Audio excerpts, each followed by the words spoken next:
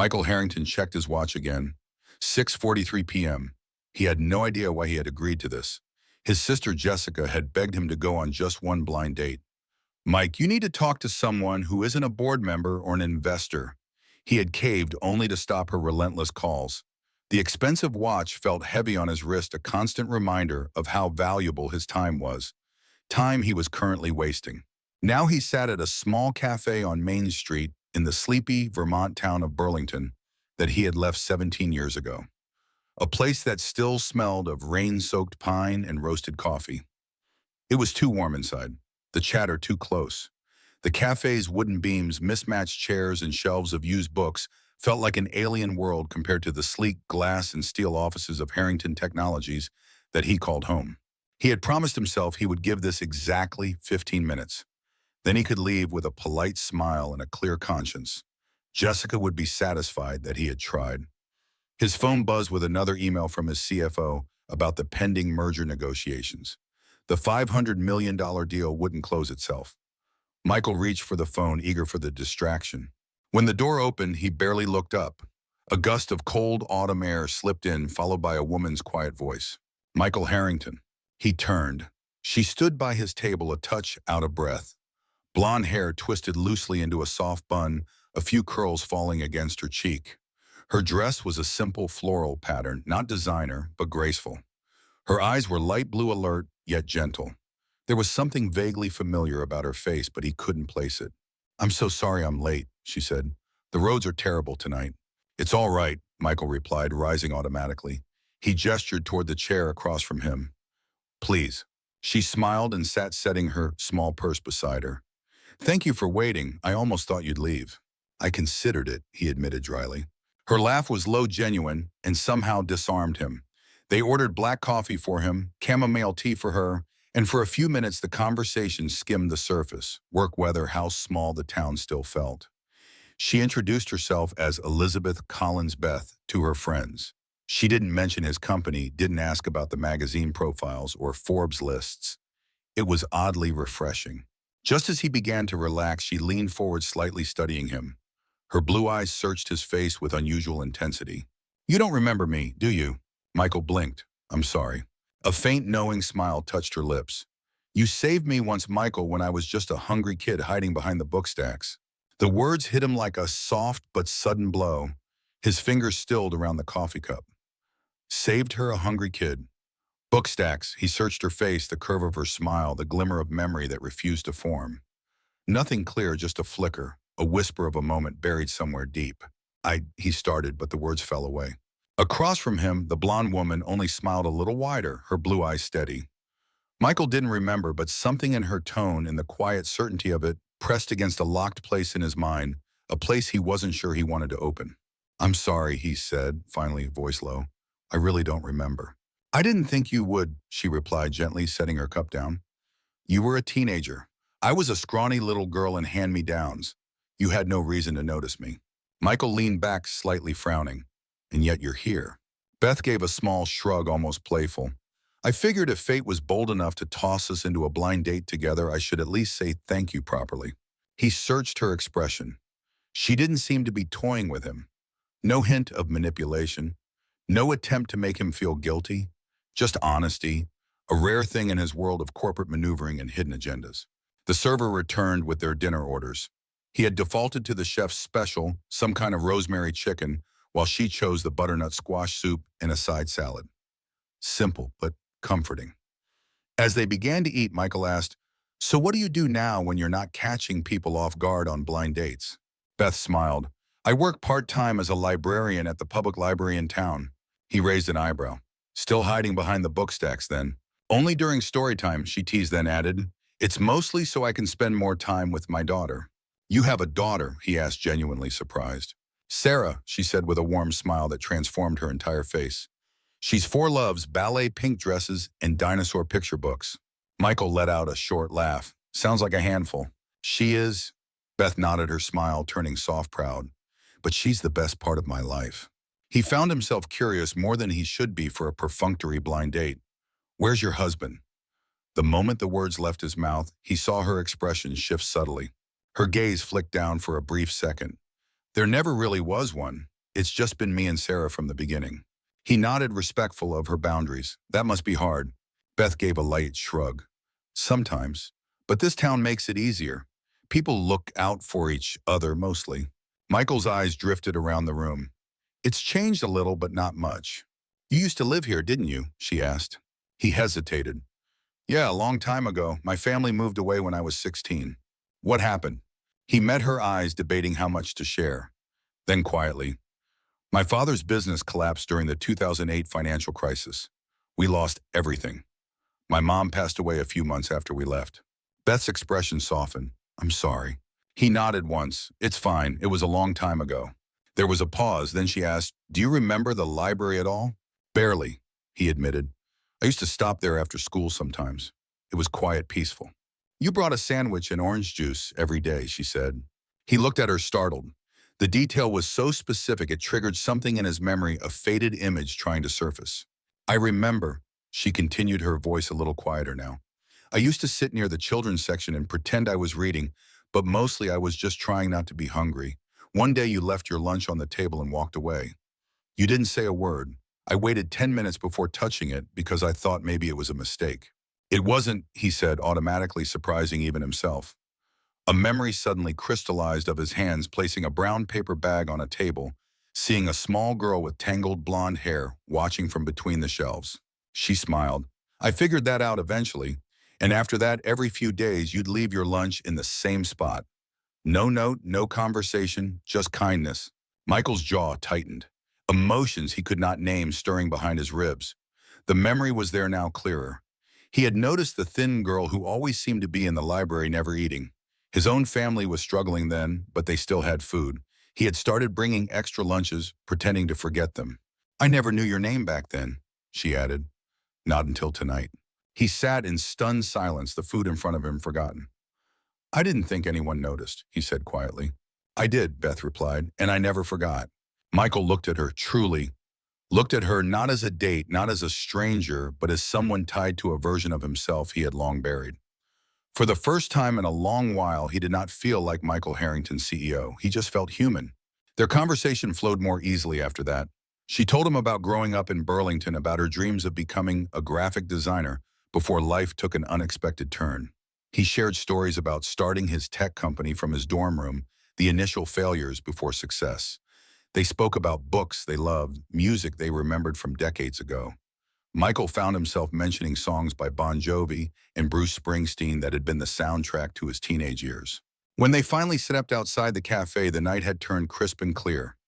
Stars punctuated the Vermont sky in a way they never did above Boston's light pollution. Thank you for dinner, Beth said, wrapping her cardigan tighter against the chill. And for not thinking I'm completely strange, for ambushing you with ancient history. Thank you for reminding me that I wasn't always... He hesitated. This. She studied him curiously. And what is this exactly? Michael looked down at his tailored suit, his Italian leather shoes, the trappings of success that sometimes felt like a costume. Someone who measures everything by its ROI. Beth smiled. For what it's worth, I think both versions of you are worth knowing. Something warm settled in his chest at her words. He couldn't remember the last time someone had spoken to him without an agenda. May I walk you to your car? He asked. Their breath fogged in the cool night air as they strolled to her modest sedan. When they reached it, there was a moment of awkward silence. Well, she said, it was nice seeing you again, Michael Harrington. You too, Elizabeth Collins. She opened her car door, but paused before getting in. How long are you in town for? Just tonight, he said automatically. I have meetings in Boston tomorrow. Beth nodded, unsurprised. Well, thank you again for the sandwiches. 22 years late, but still sincere.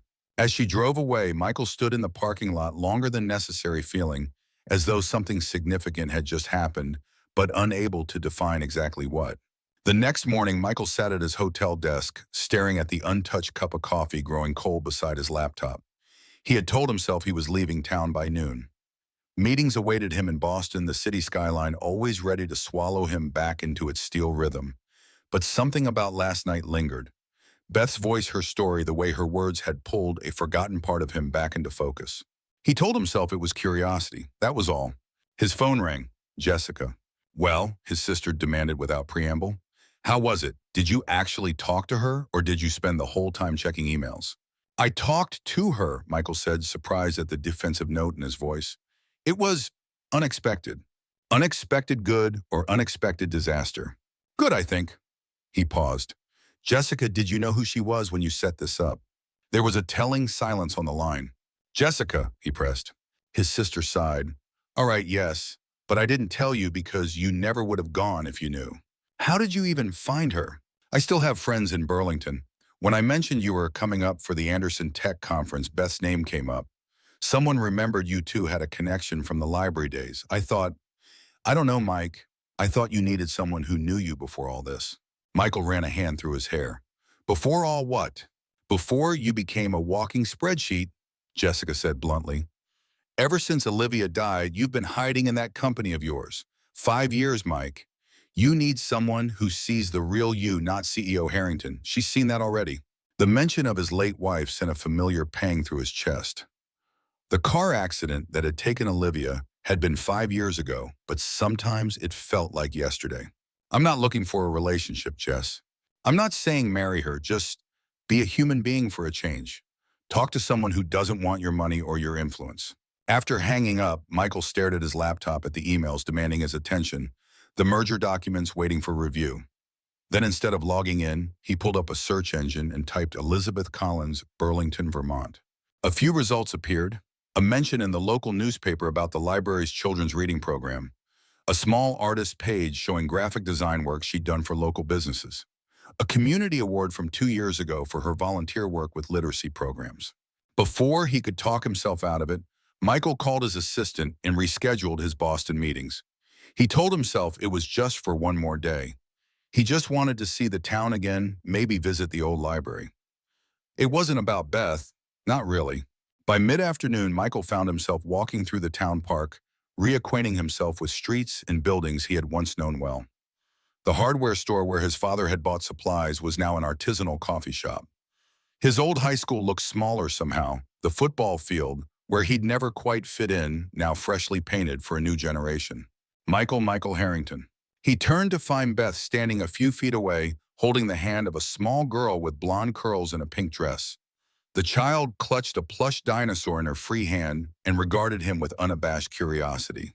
Beth, he said, genuinely surprised, I thought you'd be at work. Half day on Wednesdays, she explained, then looked down at the little girl. Sarah, this is Mr. Harrington. He's an old friend of Mommy's. Sarah studied him with intelligent eyes that matched her mother's. Do you like dinosaurs? She asked without preamble. Michael couldn't help but smile. I do, actually. I had quite a collection of plastic ones when I was a boy. This is Spike, Sarah announced, holding up her stuffed dinosaur. He's a triceratops, Beth supplied gently. Yes, he has 3 horns for fighting bad dinosaurs, Sarah explained seriously. That's very impressive, Michael said, matching her serious tone. He looks like an excellent protector. Sarah beamed, apparently deciding he was acceptable company. I thought you were headed back to Boston today. Beth said, a question in her voice. Meetings got postponed, he replied, not quite meeting her eyes. I thought I'd take the opportunity to see how the town's changed. Well, since you're still here, Beth said, shifting slightly, would you like to join us for ice cream? We have a Wednesday tradition. Ice cream, Sarah exclaimed, bouncing on her toes. Michael should have said no. He had emails to answer, calls to return. Instead, he heard himself say, I'd love to. The ice cream shop was a new addition to the town, bright and cheerful with hand-painted murals of Vermont landscapes on the walls. Sarah ordered strawberry with rainbow sprinkles. Beth chose vanilla, and Michael selected dark chocolate. They sat at a small table by the window, Sarah chattering about her preschool and her dinosaur collection. And then Billy said dinosaurs weren't real anymore, but Miss Patty said they were real, but they're all dead now except for birds, Sarah explained between enthusiastic spoonfuls of ice cream. Birds are dinosaurs. Did you know that, Mr. Michael? I did know that, Michael replied, charmed by her energy. And you can just call me Michael. Sarah has been on a dinosaur kick for about 6 months now, Beth explained with an indulgent smile. Before that, it was ocean animals. I'm not sure which phase required more research. Dinosaurs, Sarah answered confidently. Ocean animals don't have as many bones. Beth laughed, a warm sound that Michael found himself wanting to hear again. Can't argue with that logic. As they finished their ice cream, Sarah suddenly began singing a song that Michael didn't recognize, something about a baby shark. Beth joined in with hand motions that Sarah mimicked enthusiastically. Michael watched them, feeling both out of place and strangely drawn to their easy affection. Sorry, Beth said, noticing his confusion. It's a kid's song that's been stuck in our heads for weeks. Preschool earworm. Baby Shark is the best song ever, Sarah informed him solemnly. Do you want me to teach you the moves? Before Michael could answer, Beth intervened. Maybe another time, sweetie. I think Michael might have other plans today. Michael found himself reluctant to end the unexpected outing. Actually, I'm free. My schedule cleared up unexpectedly. Beth seemed surprised but pleased. Well, in that case, would you like to come over for dinner tonight, just as a thank you for the sandwiches? And for the ice cream, Sarah added helpfully. And for the ice cream, Beth agreed with a smile. Michael should have made an excuse. Instead, he said, I'd like that very much. Beth's home was a small but well-kept bungalow on a quiet street lined with maple trees just beginning to turn crimson and gold. The front yard featured a modest garden with late-blooming flowers, and a child's bike lay on its side near the steps. It was nothing like his sleek Boston penthouse, but something about it immediately felt like a home in ways his expensive address never had. Inside the living room held mismatched furniture that somehow worked together, shelves of books and walls adorned with framed artwork, some professional but many clearly created by Sarah. A vintage record player sat in the corner with a stack of vinyl albums beside it, and Michael spotted titles from the 80s and 90s that brought back memories of his youth. Make yourself comfortable, Beth said, gesturing to the couch. Sarah, why don't you show Michael your dinosaur collection while I start dinner? Sarah needed no further encouragement. She eagerly led Michael to a bookshelf holding dozens of dinosaur figurines, books, and puzzles. She proceeded to introduce each dinosaur by name and species with a seriousness that made Michael struggle to keep his face appropriately solemn. This is Rex, he's a T-Rex, and this is Stampy, he's a Brachiosaurus, and this is Littlefoot, he's an Apatosaurus, and this is Blue. She's a velociraptor like in the movie, but Mommy says real velociraptors were smaller and had feathers. Your collection is very impressive, Michael said, genuinely enjoying her enthusiasm.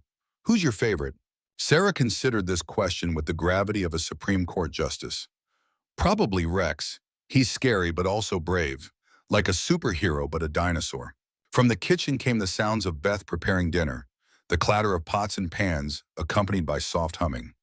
The domesticity of it all should have made Michael uncomfortable, but instead he found it oddly soothing. Mommy says you're a big, important businessman, Sarah said suddenly, studying him with that direct gaze children often have. What do you make? My company makes computer software, Michael explained, simplifying for her benefit. We help other businesses keep track of their information. Sarah nodded sagely, like how Mommy keeps my drawings in a special folder. Michael smiled. Something like that, yes. Are you Mommy's boyfriend? She asked abruptly. Michael nearly choked. No. Your mom and I are old friends. We just reconnected yesterday. Sarah tilted her head, considering this. My teacher, Ms. Martha, has a new boyfriend. They smile at each other a lot like you and Mommy do. Before Michael could formulate a response to this observation, Beth called from the kitchen. Dinner's almost ready, Sarah. Please go wash your hands. Sarah hopped up. You should wash your hands too. Mommy says it's important because of germs. Very good advice, Michael agreed, following her to the bathroom. Dinner was simple but delicious, a homemade lasagna with garlic bread and a side salad. Sarah dominated much of the conversation with stories from preschool and detailed descriptions of dinosaur facts. Michael found himself laughing more than he had in years. After dinner, Beth asked Sarah to get ready for bed. The little girl pouted briefly but complied after extracting a promise from Michael that he would read her a dinosaur book before he left. With Sarah temporarily occupied, Beth poured 2 glasses of wine and they moved to the living room. I'm sorry about the dinosaur overload, she said with a laugh. And the boyfriend question, kids have no filter. I enjoyed it, Michael said truthfully. She's amazing, Beth. You're doing a wonderful job with her. Beth's smile turned softer, more vulnerable. Thank you, that means a lot. It hasn't always been easy, but she's worth every second. May I ask about her father? Michael ventured carefully. Beth took a sip of wine before answering. His name is Ryan Mitchell. We met in college when I was 21. It was serious, at least I thought it was. When I got pregnant in 2020, right in the middle of the pandemic, he promised we'd make it work. Then he disappeared, literally packed up and left without a word. No calls, no child support, nothing for 4 years now. I'm sorry, Michael said, genuinely angry on her behalf. That's inexcusable. It was tough, Beth admitted. I had to drop out of my graphic design program, move back here. The pandemic shut down the schools anyway. My parents had passed away years before, so I was on my own. But the town rallied around me. Mrs. Reynolds at the library gave me the job, even though they didn't really need extra help. I waited tables, worked as a cashier, did some remote design work when I could find it. We made it through. You're remarkable, Michael said quietly. Beth shook her head. Just stubborn. What about you? Jessica mentioned you were married once. A familiar ache settled in Michael's chest. Her name was Olivia. We met in business school. She was brilliant, could run circles around me in finance. She died in a car accident 5 years ago. Beth reached across and touched his hand gently. I'm so sorry, Michael. After she died, I threw myself into the company. It was easier than dealing with the silence in our apartment. Building something, creating value, those were things I could control. And did it work? Did it help? Michael considered the question honestly. It made the days pass. It built a successful company. But help, I don't know. This is the first time in 5 years I've talked about her without feeling like I'm going to shatter. The admission surprised him as much as it seemed to surprise Beth. Her eyes softened with understanding, not pity. Sometimes we need distance from pain before we can look at it directly, she said quietly. Before Michael could respond, Sarah appeared in the doorway wearing pink pajamas decorated with predictably dinosaurs. I'm ready for my story, she announced. I picked out the best one for you, Michael. Michael looked at Beth, who nodded encouragingly. He followed Sarah to her bedroom, a cheerful space with a small bed covered in a pink comforter, walls decorated with dinosaur posters and children's artwork. Sarah climbed into bed and patted the space beside her. You sit here, she instructed, handing him a well-worn picture book titled, How Do Dinosaurs Say Goodnight? Michael sat carefully on the edge of the bed and began to read. The story was simple but charming about dinosaurs with different bedtime behaviors. Sarah followed along, occasionally pointing to illustrations and offering commentary. By the final page, her eyelids were drooping. Thank you for the story, she mumbled sleepily. Will you come back tomorrow? Michael glanced up to see Beth standing in the doorway watching them with an unreadable expression. If it's okay with your mom, he said carefully. We'll see, sweetheart, Beth said, coming forward to tuck the blankets around her daughter. Sleep tight now. Night, Mommy. Night, Michael, Sarah murmured, already half asleep. They tiptoed out, closing the door most of the way. Back in the living room, Beth smiled at him. You're good with her. Not everyone knows how to talk to kids. She makes it easy, Michael said. She's very direct. Too direct sometimes, Beth laughed. Thank you for humoring her. It wasn't humoring, Michael insisted. I enjoyed it. He paused, then added, all of it, tonight, being here with you both. Beth studied him, her blue eyes searching his face. You really have changed, haven't you? And yet not at all. What do you mean? The boy who quietly left sandwiches is still there underneath the CEO exterior. She took a breath, then added, I recognized you, when I saw your photo in Forbes last year. I've followed your career for a while now. Always wondered if I should reach out, say thank you properly. Michael was stunned. You've known who I was all this time. Beth nodded. I debated for months whether to contact you. Then Jessica called the library looking to set her brother up while he was in town, and it felt like the universe was giving me a nudge. Why didn't you just tell me this yesterday? Why the blind date charade? Would you have agreed to meet some random woman claiming to remember you from childhood? Or would you have assumed I wanted something from you? Michael couldn't argue with her logic. Fair point. I've thought about you over the years, Beth continued softly. That boy who noticed a hungry kid when no one else did. I always wondered if you had any idea how much those simple acts of kindness meant. Something warm and unfamiliar expanded in Michael's heart. I never imagined I'd made any real difference. You did, she said simply, more than you know.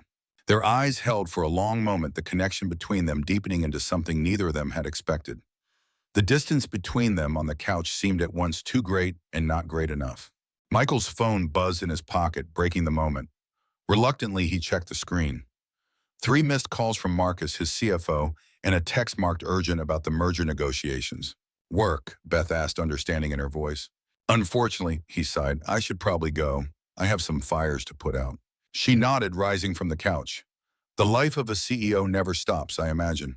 Rarely, he admitted, standing as well. Thank you for dinner and for everything. At the door, they paused, suddenly awkward like teenagers after a first date. Will you really still be in town tomorrow?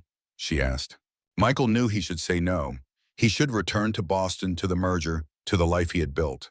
Instead, he heard himself say, yes, I'd like to see the library if you wouldn't mind showing me. Beth's smile was worth the meetings he would have to reschedule. I'd like that. Sarah would too. Then it's a date, he said, then quickly corrected himself. An appointment, a plan. Beth laughed, that warm sound that was becoming addictive. Good night, Michael Harrington. Good night, Elizabeth Collins. As he walked back to his hotel, Michael felt lighter somehow, as if a weight he hadn't known he was carrying had been lifted. For the first time in years, he was looking forward to tomorrow. Not for what he could accomplish, but simply for what it might bring. When his phone rang again, he almost didn't answer it. But duty called, and Michael Harrington had never been one to shirk responsibility. Whatever was happening between him and Beth, whatever memories had been awakened, the real world was still waiting. And sooner or later, he would have to return to it. But perhaps, he thought as he finally answered the insistent call, not quite yet. Michael woke before dawn, the unfamiliar hotel room briefly disorienting him. For a moment, he couldn't remember why he was in Vermont instead of his Boston penthouse. Then memories of the previous evening flooded back. Beth, Sarah. The feeling of reading a bedtime story to a child who looked at him with complete trust. The unexpected warmth that had spread through him as Beth spoke those simple words. You did make a difference, more than you know. He reached for his phone, wincing at the notifications that had accumulated overnight. 17 emails marked urgent, 5 voicemails from Marcus, a text from Jessica asking how things were going. He ignored them all, opening instead the weather app. Clear skies predicted for Burlington, a perfect autumn day. Outside his window, the Vermont mountains were silhouettes against the pre-dawn sky. So different from the Boston skyline he usually woke to. Michael stood watching as the first rays of sunlight touched the distant peaks, painting them gold. When was the last time he had actually noticed a sunrise? He couldn't remember. His phone buzzed again. Marcus. With a sigh, Michael answered. Please tell me you're heading back today, his CFO said without preamble, his voice tight with stress. Gerald Thompson is breathing down my neck about the Westfield merger. Michael hesitated, looking out at the mountains again. I need one more day here, Marcus. One more. Mike, are you serious? This is the $500 million deal we've been working on for 18 months. Thompson is threatening to pull his investment if you're not at tomorrow's meeting. What could possibly be more important? A fair question. What was more important than the deal that would cement Harrington Technologies as a major player, that would vindicate all the 70-hour weeks, all the sacrifices? I just need to tie up some loose ends here, Michael said, not quite answering. I'll be back for the meeting tomorrow. That's a promise. After ending the call, Michael stood under the shower, letting the hot water wash away the tension that always seemed to follow conversations with Marcus. The merger was important, life-changing even. But somehow in this moment, it didn't feel as urgent as seeing Beth and Sarah again. An hour later, Michael sat in the lobby of the Burlington Public Library, watching as Beth moved efficiently behind the circulation desk. She hadn't noticed him yet. Her hair was pulled back in a simple ponytail today, and she wore a cardigan over a modest dress. Nothing like the power suits worn by the women executives he normally encountered, yet she carried herself with a quiet dignity that commanded its own kind of respect. A small group of children gathered in the reading nook, where an elderly librarian was setting up for story time. Michael recognized Sarah among them, her pink dress and blonde curls unmistakable. She was clutching Spike the dinosaur under one arm and chattering animatedly to a little boy beside her. Finally, Beth glanced up and saw him. Her smile was immediate, lighting up her face in a way that made something catch in Michael's chest. She said something to her colleague and came around the desk to greet him. You actually came, she said, sounding pleasantly surprised. I said I would.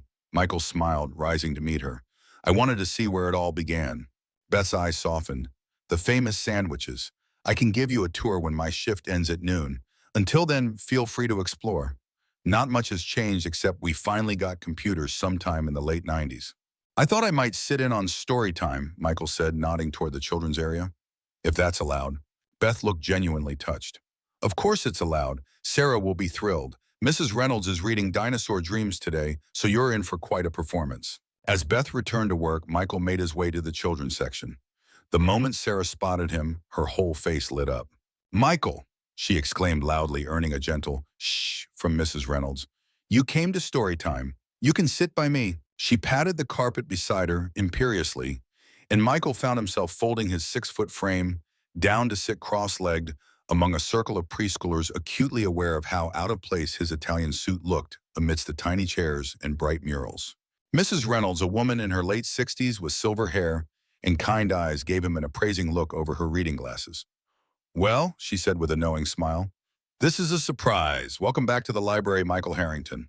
Michael blinked, startled that she knew him. Thank you, ma'am. You don't remember me, do you? She asked, echoing Beth's words from the night before. I was the children's librarian when you were in high school. You used to hide out here during football games. A memory surfaced fuzzy around the edges. A younger Mrs. Reynolds gently suggesting books he might enjoy, never commenting when he stayed until closing on Friday nights when everyone else was at the games. I remember now, he said softly. You recommended The Great Gatsby to me. Her smile widened. And you came back the next day having finished it already. Sharp as a tack you were. Still are from what I read in the business pages. Sarah tugged at his sleeve impatiently. Is story time now? Mrs. Reynolds laughed. Yes, Miss Sarah, story time is now. For the next 30 minutes, Michael found himself completely absorbed in the tale of a young dinosaur's adventures, told with Mrs. Reynolds' expressive voice and occasional sound effects that had the children giggling. Sarah leaned against his arm comfortably, as if she'd known him forever, occasionally pointing out details in the illustrations. That's a pteranodon, she whispered authoritatively at one point. They're not actually dinosaurs, they're flying reptiles. Very impressive knowledge, Michael whispered back, earning a proud beam. When story time ended, the children scattered to various activities. Sarah remained glued to Michael's side, showing him the library's collection of dinosaur books with expert commentary. He was genuinely impressed by her knowledge, asking questions that she answered with increasing enthusiasm. You're very smart, he told her sincerely.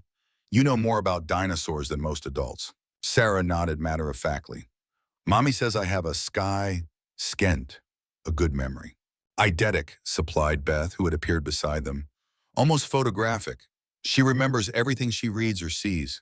That's an extraordinary gift, Michael said, thinking of how such a talent could be nurtured and developed with the right resources. Lunchtime, Beth announced. My shift's over. Would you like to join us, Michael? We usually walk down to Maple Street Cafe.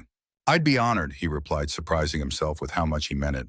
The cafe was a cozy establishment a few blocks from the library with wooden tables and local artwork on the walls. Sarah insisted on sitting next to Michael, regaling him with more dinosaur facts while Beth watched with amusement. She doesn't usually take to people so quickly, Beth commented when Sarah went to examine the dessert display. She's normally quite shy with strangers. I'm honored, Michael said. She's an extraordinary child. Beth's expression softened. Thank you, that means a lot. Over sandwiches and soup, Beth gave him an abbreviated history of the town since he'd left. The old mill converted to artist studios, the new elementary school built on the edge of town, the annual harvest festival that had grown from a small farmer's market to a regional attraction. And what about you, Michael asked. You mentioned you wanted to be a graphic designer. Beth glanced down at her soup. Dreams change, reality intervenes. They don't have to be mutually exclusive. She looked up, a hint of defensiveness in her eyes. Not everyone gets to chase their dreams, Michael. Some of us have responsibilities. I didn't mean, he began, then stopped, reconsidering. I apologize. That was presumptuous of me. Her expression softened. No, I'm sorry. That came out harsher than I intended. It's just complicated. I love my job at the library. I love that it gives me time with Sarah. And I still do some design work freelance, small local businesses mostly. I'd love to see your portfolio sometime, Michael said sincerely. Before Beth could respond, Sarah returned to the table, proudly announcing that they had chocolate cake today, her favorite. The moment passed, but Michael filed away the flicker of vulnerability he'd glimpsed. There was more to Beth Collins than the confident, self-sufficient librarian she presented to the world. After lunch, Beth suggested they take Sarah to the town park before her afternoon nap. The park was just beginning to show the first signs of fall, with a few early leaves turning golden on the maple trees.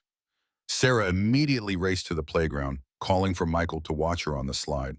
As they settled on a bench, Michael found himself studying Beth's profile, trying to reconcile the poised woman beside him with the hungry child from his memories. What happened to your parents? He asked quietly, if you don't mind my asking.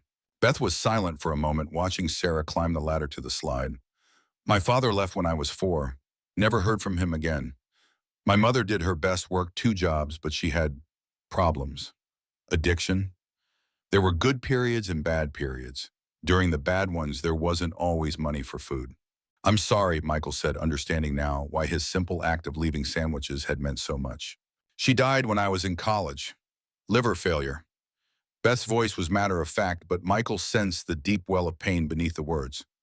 I was on scholarship at Burlington Community College, studying graphic design. That's where I met Ryan, Sarah's father.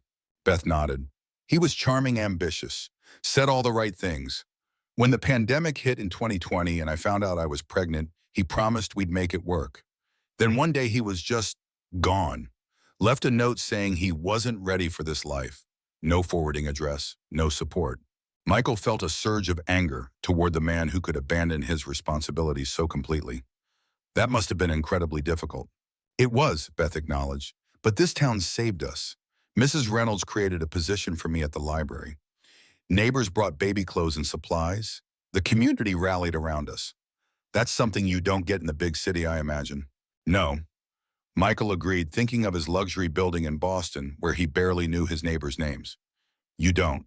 They watched as Sarah went down the slide, arms raised triumphantly. Beth smiled, her face transforming with love. She makes it all worth it. Every struggle, every sacrifice. Michael's phone buzzed again. He silenced it without looking, earning a questioning glance from Beth. Work, he explained. It can wait. Can it? She asked, genuinely curious. I imagine being CEO of a tech company doesn't allow for many quiet afternoons in the park. It doesn't, he admitted, but sometimes you have to remember what you're working for. The words surprised him as much as they seemed to surprise her. What was he working for, the success? The validation. For years after Olivia's death, work had been his refuge, his purpose. But sitting here in this peaceful park, watching a little girl play without a care in the world, he found himself questioning the relentless drive that had defined his existence. Their conversation was interrupted by Sarah's return, flushed and excited about a squirrel she'd spotted near the swings. The rest of the afternoon passed pleasantly, with a walk through the town square and a visit to the old gazebo, where summer concerts were still held, just as they had been when Michael was a teenager. As they headed back toward Beth's house, Michael found himself reluctant for the day to end. Tomorrow he would have to return to Boston, to the merger negotiations, to reality. But for now, this quiet autumn afternoon in a small Vermont town felt more real than anything he'd experienced in years. Would you like to stay for dinner again? Beth asked, seeming almost shy. Unless you have plans. No plans, Michael assured her quickly. I'd love to stay. Sarah cheered, grabbing his hand as they walked. Her small fingers curled trustingly in his, a simple gesture that somehow meant more than any business handshake he'd ever received. Back at Beth's house, Michael's phone rang yet again. Seeing Marcus's name, he excused himself to the porch to take the call. This better be you telling me you're on your way back, Marcus said without preamble. I told you I'll be there for the meeting tomorrow, Michael replied, keeping his voice low. What's so urgent that it can't wait until then?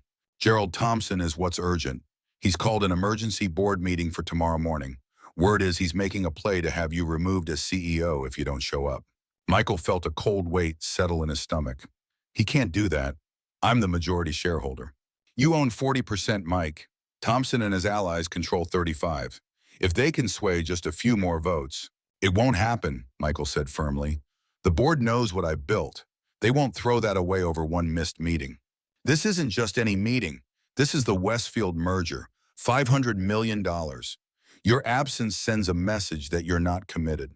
Michael glanced through the window where he could see Beth helping Sarah set the table for dinner. The domestic scene stirred something in him that he'd thought long buried. I gave you my word, Marcus. I'll be there. He ended the call before his CFO could argue further. When he returned inside, Beth gave him a questioning look. Everything okay? Just business, he said, forcing a smile. Nothing that can't wait. After dinner, while Sarah was getting ready for bed, Beth surprised him by pulling out a portfolio of her design work. You said you wanted to see it, she explained almost shyly. Michael was genuinely impressed. Her design showed a clean, elegant aesthetic with thoughtful touches that spoke to a deep understanding of visual communication. These are excellent, he said honestly. You have real talent, Beth. Thank you, she replied, color rising in her cheeks. It's just local work. Nothing fancy. Sometimes the most meaningful work is local, he said. These designs serve the community, help small businesses thrive. There's value in that beyond the paycheck. She studied him curiously. You've changed since last night. Have I? You seem more present, less CEO, more Michael. He considered this. Maybe I'm remembering who I was before the title. And who was that? A boy who left sandwiches for a hungry girl, he said softly. Someone who noticed things beyond the bottom line. Beth held his gaze, something unspoken passing between them. The moment was interrupted by Sarah calling for her bedtime story. Would you mind? Beth asked. She's been talking about your reading all day. I'd be happy to, Michael said, rising to his feet. Sarah was already in bed, another dinosaur book waiting. She patted the space beside her just as she had the night before. As Michael read about dinosaurs learning to share, he felt a strange contentment settle over him. This simple ritual reading to a child in the soft glow of a nightlight seemed to fill a void he hadn't known existed. When Sarah's eyelids began to droop, she mumbled sleepily, "Will you come back tomorrow, Michael?" The innocent question pierced him. "I have to go back to Boston tomorrow, Sarah. I have important meetings." Her lower lip trembled slightly. "But then will you come back after the meetings?" Michael hesitated, caught between the truth and the desire not to disappoint her. "I'll try," he said finally. "I promise I'll try." This seemed to satisfy her, and she drifted off to sleep, clutching her dinosaur. Michael quietly exited the room to find Beth waiting in the hallway, her expression unreadable. "I'm sorry," he said softly as they moved to the living room. "I don't want to make promises I can't keep." "It's okay," Beth assured him. "She understands more than you might think. I've always been honest with her about how the world works." They sat on the couch closer than the previous evening. The house was quiet, peaceful, in the way only a home with a sleeping child can be. "When do you leave tomorrow?" Beth asked. "Early," Michael admitted. "The meeting is at 10. She nodded clearly, trying not to show disappointment. "It was nice having you here, a pleasant surprise. For me, too." He hesitated, then added, "Beth, I'd like to come back, if that would be all right with you." She studied him, her blue eyes searching his. "Why?" The directness of the question caught him off guard. "Because I've enjoyed these 2 days more than anything in recent memory. Because Sarah is extraordinary. Because you are." "Michael," she said gently, "our lives are very different. You run a major company in Boston. I'm a single mom working part-time at a library in small-town Vermont. What exactly are you proposing here?" It was a fair question, one he didn't have a ready answer for. "I don't know," he admitted honestly. "I just know I'm not ready to say goodbye permanently." Beth sighed, looking down at her hands. "I'm not in a position to have my heart broken, Michael. Or worse, to have Sarah get attached to someone who will disappear from her life." "I understand that," he said, "and I respect it. But is it so hard to believe I might want to see where this goes?" "It's not hard to believe," she replied quietly. "It's hard to trust. The last man who made promises to me walked away without a backward glance." Michael reached out slowly, taking her hand in his. "I'm not Ryan." "No," she agreed, meeting his eyes again. "You're not, but you are leaving tomorrow." "I have to," he said. "The company needs me there, but that doesn't mean I can't come back." Beth was silent for a long moment. "Let's not make promises either of us might regret," she said finally. "You go back to your life. See how it feels after Vermont. If you still want to visit in a few weeks, call me." It was a sensible response, yet Michael felt an unexpected disappointment. Part of him had hoped for something more definitive, some assurance that what he was feeling wasn't one-sided. "That seems fair," he said, trying to keep his tone light. "Though I already know I'll want to come back." Beth smiled, but there was a guardedness in her eyes that hadn't been there earlier. She was protecting herself, he realized, and protecting Sarah. The evening ended earlier than the previous night, with a brief, slightly awkward hug at the door. As Michael walked back to his hotel in the crisp night air, he tried to make sense of the emotions churning inside him. In just 2 days, Beth and Sarah had awakened something he'd thought long dead. A capacity for connection, for joy, for seeing beyond the next quarter's earnings. Tomorrow he would return to Boston, to the merger negotiations, to the life he had built so carefully over the past decade. The question was whether that life would still fit the person he was becoming. Back in his hotel room, Michael made the necessary arrangements for his return. His driver would pick him up at 6 a.m. for the 3-hour drive to Boston. He would have time to shower and change at his penthouse before the board meeting. Everything was organized with the efficiency that had become his hallmark. Yet as he lay in bed staring at the ceiling, sleep eluded him. His mind kept returning to the warmth in Beth's eyes when she laughed to Sarah's small hand trustingly holding his, to the feeling of belonging he'd experienced sitting in that modest living room. How could 2 days in a small town with virtual strangers have affected him so deeply? His phone chimed with an email notification. Gerald Thompson requesting a private meeting before the board convened. The familiar surge of adrenaline that accompanied corporate maneuvering was there, but muted somehow, as if viewed through a filter. With a sigh, Michael rose and went to the window. The town was quiet, most windows dark. In the distance, he could make out the mountains solid and unchanging against the night sky. Whatever happened tomorrow with the board, with the merger, these mountains would still stand. Sarah would still love dinosaurs. Beth would still carry on with quiet dignity. There was something profoundly comforting in that thought. Morning came too quickly. Michael dressed in his most impeccable suit armor for the battle ahead. As his driver loaded his luggage into the town car, Michael took one last look at the small Vermont town that had unexpectedly changed him. On impulse, he directed the driver to make a stop before leaving town. The toy store on Main Street wasn't open yet, but the owner was inside preparing for the day. Michael knocked on the glass, holding up his business card. After a moment's hesitation, the woman let him in. 10 minutes later, he emerged with a gift bag containing the largest, most realistic T-Rex model the store carried. He quickly scribbled a note on a card. For Sarah, to add to your impressive collection. Thank you for sharing your knowledge and your dinosaurs with me. Your friend Michael. He drove past the library knowing Beth wouldn't be there yet and left the package with Mrs. Reynolds, who was opening up for the day. Will you make sure Sarah gets this, he asked. The elderly librarian studied him with knowing eyes. Of course. Will you be back, Michael Harrington? He hesitated, torn between hope and realism. I'd like to be. Mrs. Reynolds nodded as if confirming something to herself. She sees something in you, you know. Beth doesn't let many people into their lives. I know, Michael said quietly. That's what makes it so valuable. As the car pulled away from Burlington, Michael felt a strange mixture of regret and resolve. Whatever happened in Boston today, he would find a way back to this town, to the library, to the small house with dinosaur drawings on the refrigerator. He just needed to navigate the immediate crisis first. His phone rang as they hit the interstate. Jessica, please tell me you're headed back to civilization, his sister said by way of greeting. On my way now, he confirmed. How did you know?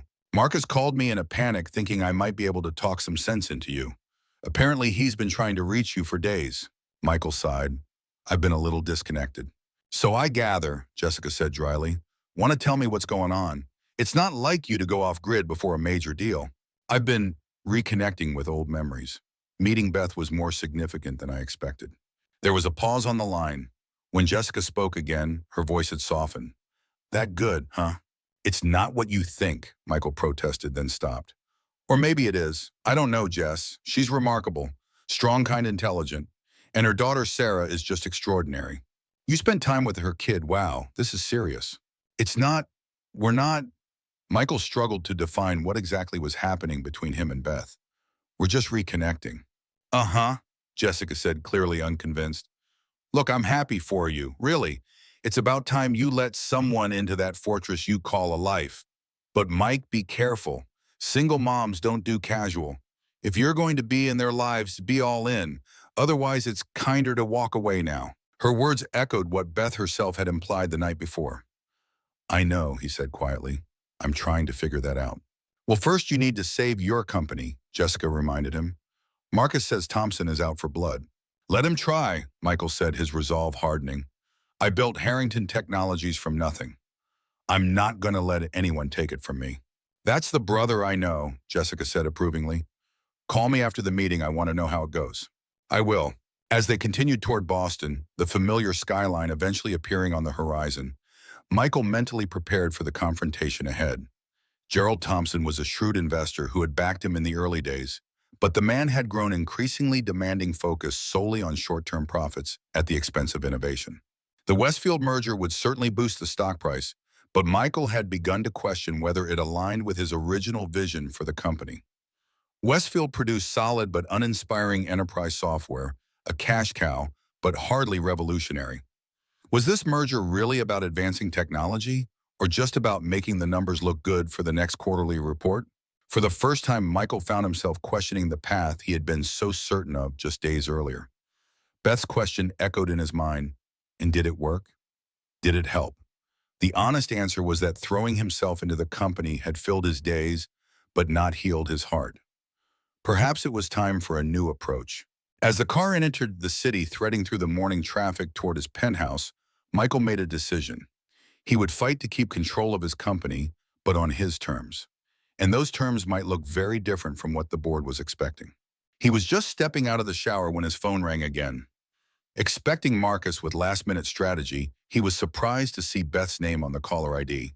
His heart rate picked up as he answered. "Beth, is everything all right?" Her voice was tight, controlled, but he could hear the underlying tension. "Michael, I'm sorry to bother you before your meeting, but something's happened." "What is it?" he asked, immediately concerned. "Ryan showed up at my house this morning, Sarah's father." Michael felt a cold knot form in his stomach. "What did he want?" There was a pause, then Beth's voice smaller now. "He says he wants to be part of Sarah's life. After 4 years of nothing, he suddenly wants to play dad."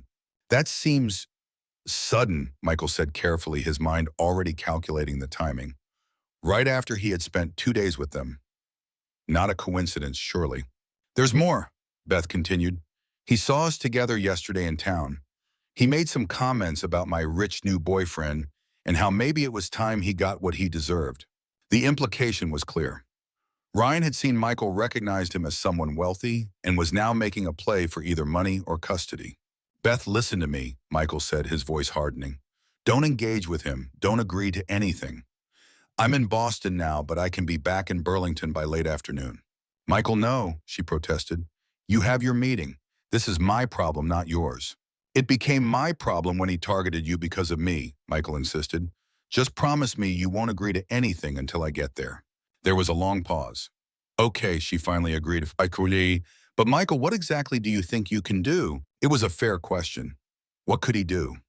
He wasn't a lawyer. He had no legal standing in Sarah's life. But he did have resources, connections, and a growing determination to protect both Beth and her daughter. "I don't know yet," he admitted, "but we'll figure it out together, I promise." As he hung up, Michael's resolve crystallized. The board meeting, the merger, Gerald Thompson's machinations, none of it seemed as important as getting back to Burlington. Back to Beth and Sarah. His phone buzzed with a text from Marcus. "Thompson just arrived. Looking smug. Be prepared." Michael straightened his tie, a sense of calm determination replacing the uncertainty of moments before.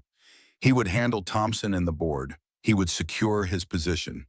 And then he would return to Vermont to deal with Ryan Mitchell. Because some things he was discovering were worth fighting for. The Harrington Technologies boardroom fell silent as Michael concluded his presentation. The sleek glass table reflected the faces of 12 board members, their expressions ranging from impressed to calculating. At the far end sat Gerald Thompson, his silver hair immaculate, his eyes cold. "So as you can see," Michael said, his voice steady, "the Westfield merger would boost our quarterly numbers, but at the expense of our long-term vision. The alternative I'm proposing provides both immediate stability and future growth potential." Marcus shifted uncomfortably beside him. The CFO had nearly had a heart attack when Michael had announced minutes before the meeting that he was recommending against the merger that they'd spent 18 months negotiating. Instead, Michael had outlined a bold new direction spanning their educational technology division, creating innovative learning platforms for underserved communities. A direction inspired, though he didn't mention it, by a 4-year-old dinosaur enthusiast with an eidetic memory. "This is outrageous. Schulze," Gerald Thompson finally spoke, his voice carrying the weight of his 35% stake in the company. "We've spent a year and a half on the Westfield deal. Their shareholders are expecting an announcement. And now you want to chase some pie-in-the-sky educational venture because you've had some kind of epiphany during your Vermont vacation?" Michael met the older man's gaze unflinchingly. "I founded this company to create meaningful technology that improves lives, not just to maximize shareholder returns. The educational initiative will do both, but it requires thinking beyond the next quarterly report." "Spare us the idealism, Harrington," Thompson scoffed. "This company exists to make money. Period. Your personal feelings are irrelevant." Michael leaned forward. "My personal feelings built this company from nothing to a billion-dollar valuation. My personal vision attracted the engineers who developed our core technology. And my personal judgment is telling me that Westfield is the wrong move." The tension in the room was palpable as board members exchanged glances. Michael knew he was taking an enormous risk. Thompson had been quietly consolidating his support, and with Michael's 40% ownership, the vote would be dangerously close. Diane Forrester, one of the company's earliest investors, broke the silence. I've trusted Michael's instincts for 10 years and he's never steered us wrong. If he believes this educational initiative has greater potential than the Westfield merger, I'm inclined to support him. Thompson's jaw tightened. Sentiment doesn't build share value, Diane. I move that we vote now on whether to proceed with the Westfield merger as originally planned. Michael nodded. I second the motion. Let's put it to a vote. The next few minutes were excruciating as each board member cast their vote. As the tally reached the final members, the result was becoming clear. When the last vote was counted, Michael had prevailed by the narrowest of margins. The motion fails, Michael announced formally. Harrington Technologies will not proceed with the Westfield merger. Thompson's face flushed with anger. This is a mistake that will cost this company millions. You're letting personal distractions cloud your judgment. Perhaps, Michael conceded, but I'd rather make a mistake pursuing something meaningful than succeed at something hollow. As the board members filed out, Marcus approached Michael, his expression a mixture of awe and terror. That was the most stressful hour of my professional life. You could have warned me before dropping that bombshell. Sorry, Michael said, checking his phone for messages from Beth. Nothing yet. I needed everyone's genuine reactions, including yours. What now? Marcus asked. Thompson isn't going to take this lying down. Now I need a favor, Michael replied. I need you to cover for me for the next 48 hours. Marcus's eyebrows shot up. You're going back to Vermont. Mike, we just blew up a $500 million merger. The press is going to be all over this. Investors will be calling. Thompson will be plotting his revenge. This is not the time to disappear. That's exactly why I need you to handle things, Michael said firmly. You're the CFO. Issue the standard statement about exploring alternative strategic opportunities and schedule the press briefing for when I return. But right now, there's something more important I need to deal with. More important than the company? Marcus asked incredulously. Michael thought of Beth's voice on the phone that morning, the tension and fear she'd tried to hide. Yes, he said simply. More important. 2 hours later, Michael was on the road back to Burlington. He'd stopped at his penthouse only long enough to pack a bag and make a few crucial phone calls. One to his personal attorney, Richard Goldstein, one to a private investigator he'd used for corporate background checks, and one to Jessica, who, after expressing initial shock at his decision to tank the merger, had surprised him with her support. So you're going back to her, she'd said. It wasn't a question. Her ex showed up making demands, Michael explained. Using me as leverage. I can't leave her to deal with that alone. My big brother, the White Knight, Jessica said, but her tone was warm rather than mocking. Go, I'll run interference with Mother if she starts asking why you're in Vermont instead of at the Symphony Ball. Now, as the Massachusetts countryside gave way to the Green Mountains of Vermont, Michael's thoughts were solely focused on what awaited him in Burlington. He'd tried calling Beth twice more, but the calls had gone straight to voicemail. His concern deepened with each unanswered ring. The autumn sun was setting as he finally pulled into Burlington, casting long shadows across the town square. He drove directly to Beth's house, his knuckles white on the steering wheel. The small bungalow looked peaceful in the golden evening light, with no outward sign of distress. Michael parked and approached the door, fighting the urge to rush. Before he could knock, the door opened, revealing Beth. She looked exhausted, dark circles under her eyes, but her spine was straight, her chin high. You came back, she said, a hint of wonder in her voice. I said I would, he replied simply. She stepped aside to let him in. The living room was neat as always, but something felt off. There was a tension in the air, a feeling of disturbance in the normally peaceful home. Where's Sarah? Michael asked, scanning the room for signs of the exuberant child. At my neighbor Maggie's, Beth said, sinking onto the couch. I thought it better she not be here for this conversation. Michael sat beside her, close but not touching. Tell me everything. Beth took a deep breath. Ryan showed up right after you left this morning. Said he'd seen us together around town, realized who you were. Michael Harrington, tech millionaire. She gave a humorless laugh. He thinks I've been hiding money from him all these years. That I must be getting child support from you. Why would he think that? Michael asked, though he had a sinking feeling he knew the answer. Because Sarah told him about her new friend Michael, who reads her dinosaur stories, Beth explained. He jumped to conclusions. And then he saw us together yesterday at the park, saw your car. She trailed off. What exactly does he want? Michael asked, his voice hardening. Money, obviously, but he's threatening to file for partial custody to get it. He says a judge would be sympathetic to a father trying to reconnect with his child. Michael's jaw tightened. After 4 years of complete absence, he claims he's changed, found God, gotten his life together. Beth's voice was bitter. The same lines he's used before, but this time he has a lawyer. He had papers drawn up, Michael. Custody papers. He wants to take Sarah on weekends, wants decision-making authority. That's not going to happen, Michael said firmly. You don't know that, Beth said, finally looking at him directly. The courts favor biological parents, even ones with spotty histories. I can't afford the kind of legal representation to fight this properly. And even if I could, dragging Sarah through a custody battle, her voice broke. Michael moved closer, taking her hand in his. Beth, listen to me. Ryan is not going to get custody of Sarah. I promise you that. How can you promise that you have no control over the legal system? No, he agreed, but I have resources and information. He pulled out his phone, opening an email he'd received during the drive. My private investigator has been looking into Ryan Mitchell. He has a history of minor drug offenses, 2 DUIs, and a pending case for unpaid debts. Beth looked stunned. You investigated him? The moment you called me this morning, Michael confirmed. And there's more. He's heavily in debt to a man named Victor Mendoza, who has his own colorful history with law enforcement. Ryan's sudden interest in fatherhood coincides suspiciously with Mendoza's deadline for payment. You think he's using Sarah to get money? Beth said, her voice hollow. I think it's a strong possibility, Michael replied gently. But regardless of his motives, he's not getting anywhere near Sarah. That's a promise. Beth studied him, a mixture of gratitude and uncertainty in her eyes. Why are you doing this, Michael? We've known each other for 3 days. You tanked a major business deal to come back here. Why? It was the question he'd been asking himself for the entire 3-hour drive. Why had he upended his carefully constructed life for a woman and child he barely knew? The answer when it came was surprisingly simple. Because in 3 days, you and Sarah have made me feel more alive than I've felt in 5 years, he said quietly. Because when I'm here in this house, I remember who I was before spreadsheets and board meetings took over my life. And because no child should have to live with uncertainty about whether they're loved and protected. Beth's eyes welled with tears. You barely know us.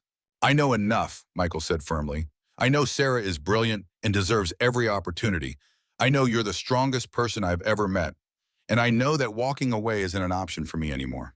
Before she could respond, there was a sharp knock at the door. Beth tensed her hand, tightening around Michael's.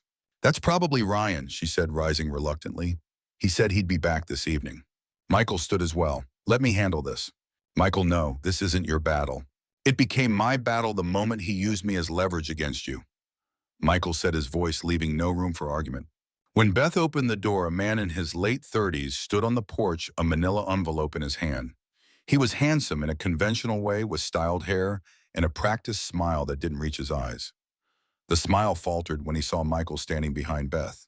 Well, Ryan said, recovering quickly, if it isn't the boyfriend. Didn't expect to see you here, Harrington. Thought you'd be too busy counting your millions. Mr. Mitchell, Michael responded coolly. I understand you've suddenly developed an interest in fatherhood after a 4-year absence. Ryan's eyes narrowed. This is between me and Beth. Family business. That's where you're wrong, Michael said, stepping forward. You forfeited any claim to family when you abandoned your pregnant girlfriend during a global pandemic. Ryan's facade of civility slipped, revealing something uglier beneath. Look, I don't know what she's told you, but I have rights. That's my kid. A child you've never met, Michael pointed out. A child whose name you probably don't even know. A flash of uncertainty crossed Ryan's face before he rallied. Her name is Sarah, and I'm ready to be in her life now. Convenient timing, Michael observed. Right when you need a significant sum of money to pay off Victor Mendoza. Ryan paled. I don't know what you're talking about. I think you do, Michael said calmly. Just as I think you know that a judge will be very interested in the fact that you have 2 DUIs and a pending case for unpaid debts, not to mention your history of drug offenses. You've been investigating me, Ryan sputtered, anger replacing his smooth charm. You've got no right. Actually, I have every right to investigate someone threatening the well-being of people I care about, Michael replied. Now here's what's going to happen. You're going to take those custody papers and leave. You're not going to contact Beth or Sarah again. Ever. Ryan laughed, but it sounded forced. Or what you'll buy me off, is that it, because I'm listening? No, Michael said firmly. I don't negotiate with people who use children as leverage. What I will do is ensure that if you pursue this, every detail of your history becomes relevant in court. Every debt, every offense, every instance of your complete absence from Sarah's life. You're bluffing, Ryan said, but uncertainty had crept into his voice. Michael stepped closer, his voice dropping. I built a billion-dollar company from nothing. I don't bluff. The two men stared at each other for a long moment. Finally, Ryan's gaze dropped. He crumpled the envelope in his hand. This isn't over, he muttered, but the threat sounded hollow. It is over, Michael corrected him. You're going to walk away now, and you're going to stay away. Because if you don't, the consequences will be far more severe than whatever Mendoza is threatening. Ryan glared at them both.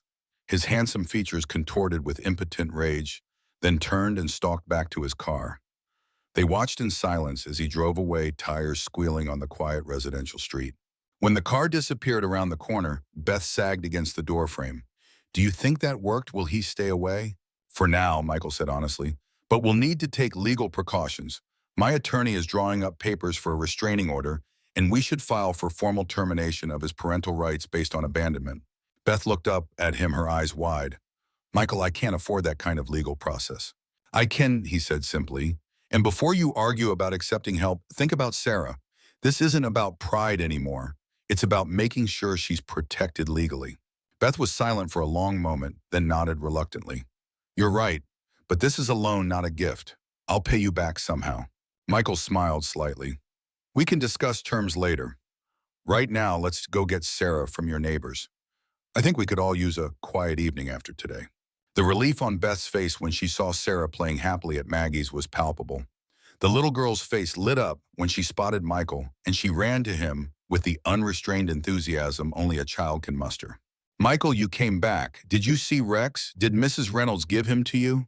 I named him Rex 2 because I already have Rex 1, and you can't have two dinosaurs with the same name. That would be confusing. Michael laughed, kneeling down to her level. Yes, I saw Rex 2. Mrs. Reynolds gave him to me this morning before I left. He's magnificent. He's the biggest dinosaur in my whole collection, Sarah informed him solemnly. Even bigger than the Brontosaurus Grandma Reynolds gave me for my birthday. A very important addition, Michael agreed, equally serious. Sarah studied him with that direct gaze that seemed to see more than a 4-year-old should. Mommy said you had to go away for meetings. Are your meetings done now? Michael glanced at Beth, who gave a slight nod. My important meetings are finished, yes, and I've decided to stay in Burlington a bit longer. Sarah's entire face lit up. Really, how long can you read dinosaur stories every night? Can we go to the museum that has real dinosaur bones? Mommy said we would go someday, but we haven't gone yet. Sarah breathed. Beth reminded her daughter gently. Let's not overwhelm Michael with questions. It's fine, Michael assured her, smiling at Sarah's excitement. I don't know exactly how long I'll stay, but yes to the stories and definitely yes to the dinosaur museum. As they walked home hand in hand, Sarah between them chattering about the dinosaur exhibit at the museum, Michael felt a profound sense of rightness. The past 36 hours had been a whirlwind of life-changing decisions, but for the first time in years, he was completely certain about his path forward. Later that evening, after Sarah was tucked in bed with Rex 2 standing guard beside her pillow, Michael and Beth sat on the porch swing, mugs of tea warming their hands against the autumn chill. Thank you, Beth said quietly, for coming back, for handling Ryan, for all of it. You don't need to thank me, Michael replied. If anything, I should be thanking you and Sarah for waking me up, I suppose. Beth looked at him curiously. What happened with your board meeting? You never said. Michael smiled slightly. I recommended against the merger we've been working on for 18 months. Proposed a new direction focusing on educational technology instead. Nearly gave my CFO a coronary. You did what? Beth stared at him. Michael, why would you do that? He considered how to explain the clarity he'd found sitting in the Burlington Library, watching Sarah's eager face as Mrs. Reynolds read the dinosaur story, how the pieces had suddenly aligned in his mind, showing him a path forward that combined purpose with profit. Because it's the right move for the company, he said finally, and because watching Sarah these past few days made me realize how much untapped potential exists in children who just need the right tools and opportunities. Our technology could help level the playing field for kids like her across the country. Beth was silent for a moment, processing this. So what happens now with your company, I mean? Now we pivot, Michael said. It won't be easy. There will be pushback, especially from investors like Thompson, who only care about quarterly returns. But the core team will get behind it once they see the vision. And what about this? Beth gestured vaguely between them. Us? Your life is still in Boston, Michael. Mine is here with Sarah. It was the question he'd been expecting, the practical reality they needed to address. I don't have all the answers, he admitted, but I do know that I want to be part of your lives if you'll let me. The details we can figure out together. It's not that simple, Beth said, though her voice was gentle. Long-distance relationships are hard enough without adding a child to the equation. Sarah is already attached to you. If this doesn't work out, I know the risks, Michael said quietly, for all of us. But I also know that walking away from what we found here isn't an option for me anymore. Beth studied him in the soft porch light, searching his face for something. Whatever she saw seemed to reassure her because she reached for his hand, interlacing their fingers. One day at a time, she said finally. That's all I can promise right now. That's all I'm asking for, Michael replied, squeezing her hand gently. They sat in comfortable silence as the night deepened around them, the distant mountains barely visible against the star-filled sky. Michael found himself thinking of the boy he had once been leaving sandwiches for a hungry girl in the library. How could he have known that small act of kindness would eventually lead him back here to this porch, to this moment that felt like both an ending and a beginning? 3 months later, the children's wing of the Burlington Public Library was filled with excited voices and the smell of fresh paint. Sunlight streamed through new energy-efficient windows, illuminating colorful murals and modern learning stations. In the center of the space, a ribbon waited to be cut, stretched across the entrance to a room filled with the latest educational technology. Beth stood at the front, welcoming local families with a warm smile. Her hair was swept into a loose bun, her cheeks flushed with excitement. Beside her, Sarah twirled in her signature pink dress, proudly showing off the new dinosaur interactive display to anyone who would listen. Michael watched from near the circulation desk, content to remain in the background. The plaque outside read, "In celebration of curiosity and courage, sponsored anonymously." His insistence on anonymity had been firm despite the library board's desire to publicly thank him for the generous donation. Mrs. Reynolds approached, her eyes twinkling behind her reading glasses. "Not going to join the spotlight, Michael?" He smiled, shaking his head. "This is Beth's moment, and Sarah's. And yours too, whether you admit it or not," the elderly librarian observed. "You've changed things here. Not just the library, but their lives." "They've changed mine more," Michael said quietly. Mrs. Reynolds nodded as if he'd confirmed something she already knew. "Your new office upstairs is coming along nicely. The satellite branch of Harrington Technologies will be a big boost for the town." "It's a small operation," Michael demurred. "Just enough staff to support the Educational Technology Initiative." "And to keep you close to them," Mrs. Reynolds added with a knowing smile. "Smart man." Before Michael could respond, Sarah spotted him and came running over, her blonde curls bouncing. "Michael, you're hiding. You have to come see the dinosaur computer. It knows all the dinosaurs, even the ones with really hard names." "I wouldn't miss it," Michael assured her, allowing himself to be pulled toward the new technology center. The past 3 months had brought changes he couldn't have imagined on that first blind date. The satellite office above the cafe where he'd met Beth was nearly operational. His penthouse in Boston was on the market. The Educational Technology Initiative was gaining momentum, with several pilot programs launching in underserved schools across New England. And most importantly, his relationship with Beth and Sarah had deepened into something he cherished more than any business success. They were taking it slowly, carefully mindful of Sarah's attachment and the adjustments they all needed to make. But the direction was clear, the commitment growing stronger each day. After the ribbon-cutting ceremony, while families explored the new children's wing, Michael slipped away to his office upstairs. He needed to check in with Boston and retrieve something important from his desk. The small box sat where he had left it that morning, an old keepsake box with smooth edges and a gold hinge slightly scuffed from time. Inside, nestled on the cushion, was a ring, not an engagement ring, not yet. He traced the delicate band with his finger, thinking of its history. It had been his grandmother's, a simple design with a pale blue stone that reminded him of Beth's eyes. His mother had given it to him years ago, telling him to save it for someone special. After Olivia died, he'd put it away, never expecting to find that kind of connection again. "Mr. Michael, your office is messy."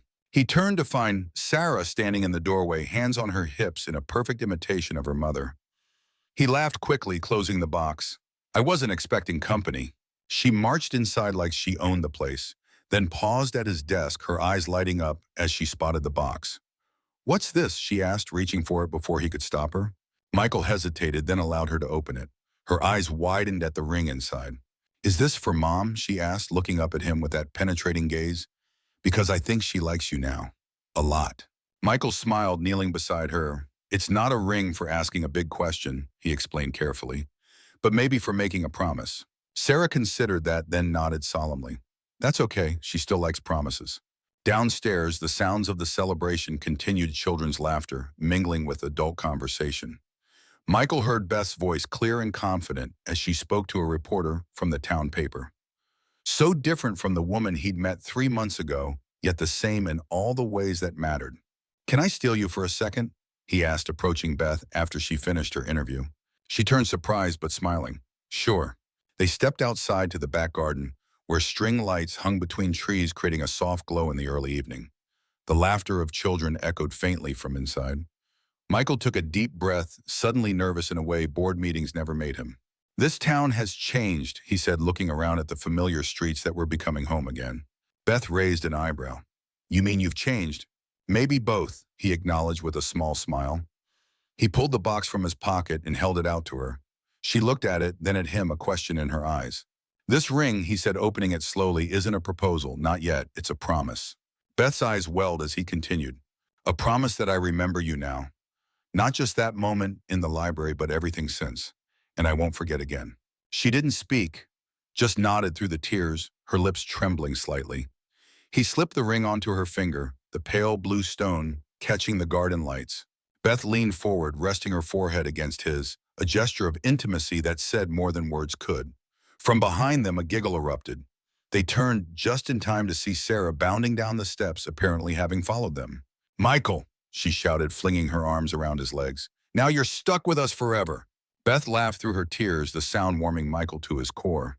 He crouched down to scoop Sarah into his arms, holding her securely. Stuck with you, he said, looking from the child to her mother. That sounds like the best deal I've ever made. And under the soft glow of garden lights, surrounded by the sounds of a library, reborn, the three of them stood together, not just as strangers crossing paths, but as something whole, something new, something worth staying for. In the distance, the Vermont mountains stood solid and unchanging against the darkening sky, just as they had when a teenage boy once left sandwiches for a hungry girl.